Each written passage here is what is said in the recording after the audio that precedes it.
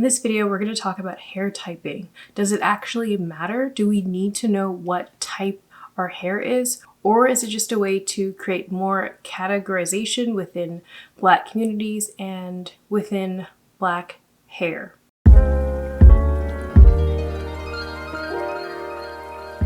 For the purpose of this video, I will be referring to hair types and using the hair typing system to categorize women's hair. But just understand that no one person has just one type of hair, one type of texture, one type of strand or curl on their head. And we'll dive deeper into this concept throughout the video. Hair typing was invented by Andre Walker in 1997. Andre Walker was Oprah Winfrey's hairstylist. Initially, he invented the hair typing system to actually sell his own hair product line, but it was accepted by the general public and soon it became universal. He categorized hair into 4 types: straight as type 1, wavy as type 2, curly as type 3, and coily as type 4. Over the years, subcategories were developed labeled A, B, and C. There's also the Lois hair typing system. LOIS is broken down by letters. L equals bend,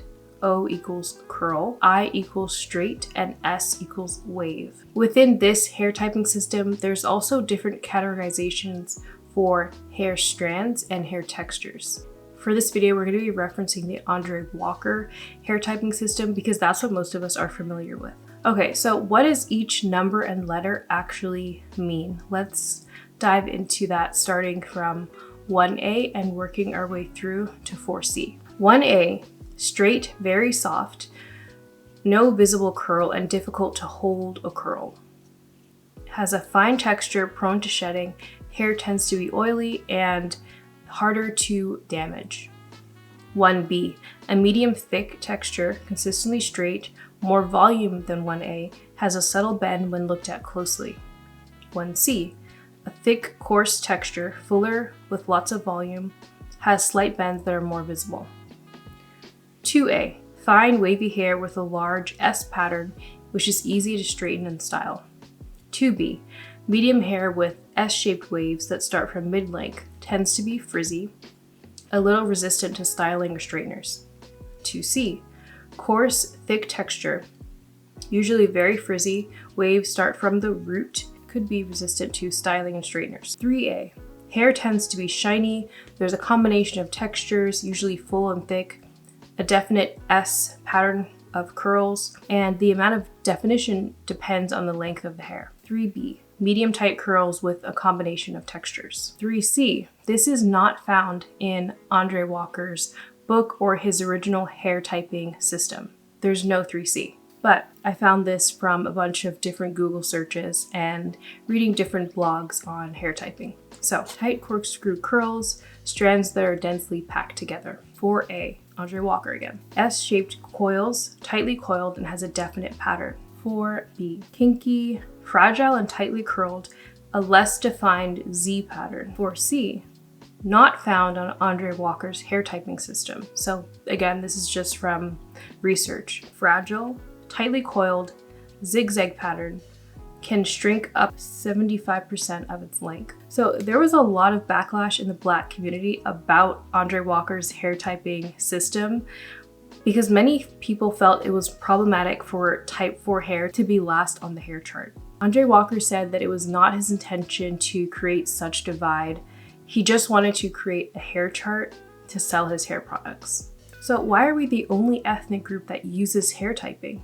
Why the obsession with hair typing? Do you see white women saying, "Ugh, I hate my 1C hair"? No, it's always us Black women, especially those of us with type 4 hair. I mean, I hate to bring it up, but the obvious tie goes back to slavery. Black slaves were taught that everything about them was wrong, ugly, not attractive, and their only purpose was to work in the fields or in the master's house. Even after slavery was abolished, Black hair was constantly ridiculed.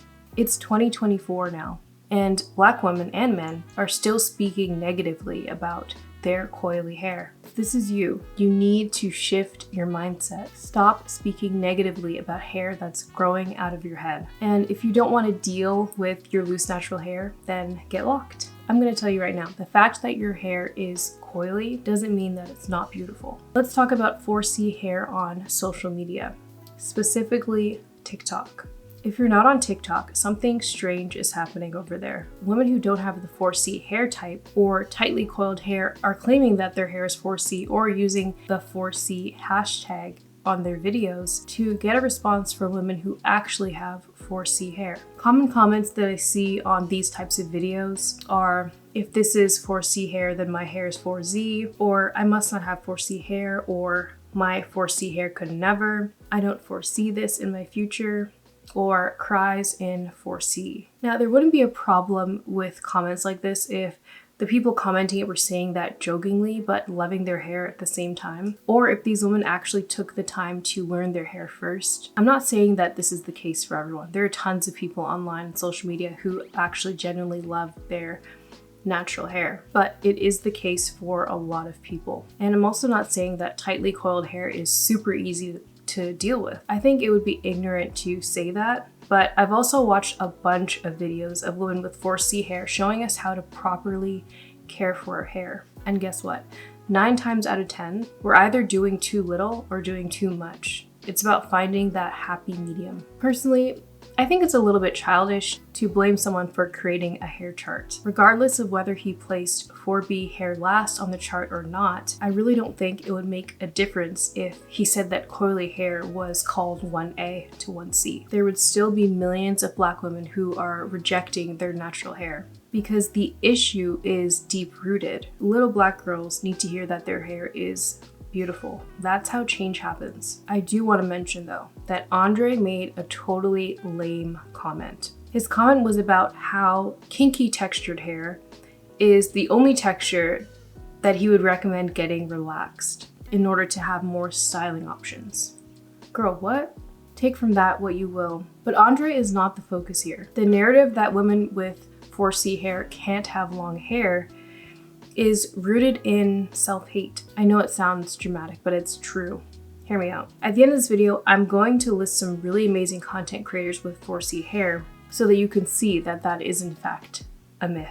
You've probably heard the audio of the Black woman talking about how Black hair doesn't grow as fast as other hair types. It's a lie. Let me tell you what is true. People with coily hair textures have to put in a bit more work to retain length. Our hair is growing, obviously, we're human, but keeping that length is usually the issue, but it's possible. If I were to comb out all of my locks right now, I would be at bra strap length. I have 4C hair. Something else I want to mention is that everyone has different textures of hair. It's not just one texture. So for me, 90% of my hair is very tightly coiled. The perimeter is a bit looser. The hair at the center of my head is more dense and slightly more coarse. So we're not gonna have the same textures, the same strands, the same density throughout all of our head. And that's why you can't rely on just hair typing. Are there any benefits to hair typing? You don't actually need hair typing to know what kind of curls you have. Just look at your hair. If it's super coily and springy, it's super coily and springy. If it's straight, then it's straight. If it curls loosely, then it curls loosely. We need to stop attaching negative connotations and negative thoughts to words. Coily isn't bad, it's beautiful. Kinky isn't awful, it's attractive. The only time I find that hair typing is beneficial is when people who actually have kinky coily hair, aka 4C hair, post helpful tips which force us to think differently about our hair and how we care for it.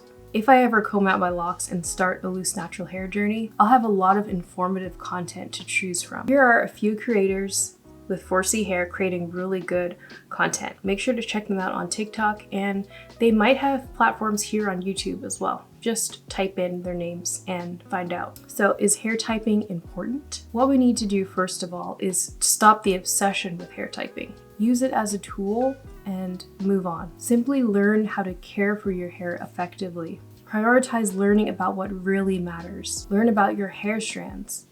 Figure out what density you have and in what areas. And especially find out what porosity your hair is. Hair porosity is a measurement of the hair's ability to absorb and hold moisture. Do the strand test. Fill a glass with water, then put a strand of your hair in.